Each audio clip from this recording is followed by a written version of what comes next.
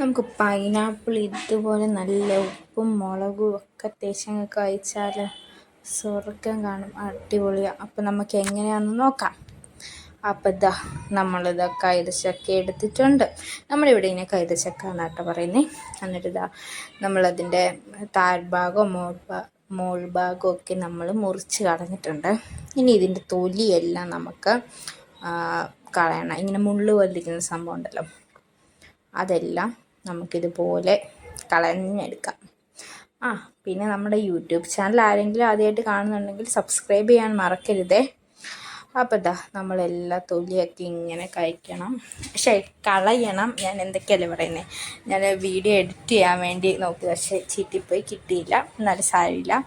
ഇതാ അങ്ങനെ നമ്മൾ തൊലിയൊക്കെ കളഞ്ഞ് സെറ്റാക്കി എടുത്തിട്ടുണ്ട്. ഇനി നമുക്കിത് മുറിക്കേണ്ട എങ്ങനെയാണെന്ന് വെച്ചാൽ നമ്മൾ വട്ടത്തിലാണ് മുറിച്ചെടുക്കേണ്ടത്. കണ്ടില്ലേ, ഇതുപോലെ വട്ടത്തിൽ നമുക്ക് എല്ലാം മുറിച്ചെടുക്കാം. നമ്മൾ കുറച്ച് കനം കുറയ്ക്കുകയാണെങ്കിൽ ഒന്നുകൂടി ടേസ്റ്റ് ആയിരിക്കും കേട്ടോ. എൻ്റെ കുറച്ച് കനം കൂടിപ്പോയി.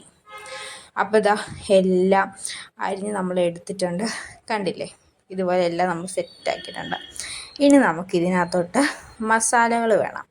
അപ്പോൾ എന്താ, മുളക് പൊടി അത് ഇത്തിരി കൂടുതൽ തന്നെ ഇരുന്നോട്ടെ.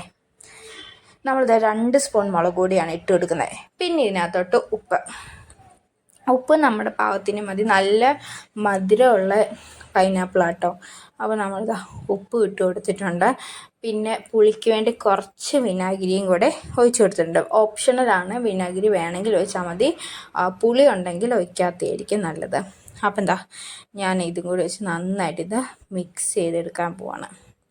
ഇത് മിക്സ് ചെയ്യുമ്പോൾ ഒരു സ്മെല്ലുണ്ട്, പൈനാപ്പിളിൻ്റെ, മുളകിൻ്റെ, ഉപ്പിൻ്റെ ഒക്കെ. അടിപൊളിയാട്ടോ. ഇതിങ്ങനെ ചെയ്യുമ്പോൾ തന്നെ നമുക്ക് കഴിക്കാൻ തോന്നും. അത്രയ്ക്ക് സൂപ്പറാണ്. അപ്പോൾ ഇതാ എല്ലാത്തിലും മസാല പിടിച്ച് നല്ല അടിപൊളിയായിട്ട് കിട്ടിയിട്ടുണ്ട്. ഇനി ഇത് കഴിച്ചാൽ മാത്രം മതി. അടിപൊളി ടേസ്റ്റാട്ടോ. അപ്പോൾ ഇതാ ഞാൻ ഇങ്ങനെ ഇളക്കിയപ്പോൾ 2-3 എണ്ണമൊക്കെ പുറത്ത് പോയിട്ടുണ്ട്. അതൊക്കെ എടുത്തിട്ടു. എന്നിട്ട് ഇതാ എല്ലാം നല്ല മിക്സാക്കി സെറ്റാക്കി വെച്ചു. ഇനി നമുക്ക് കഴിച്ച് നോക്കാം.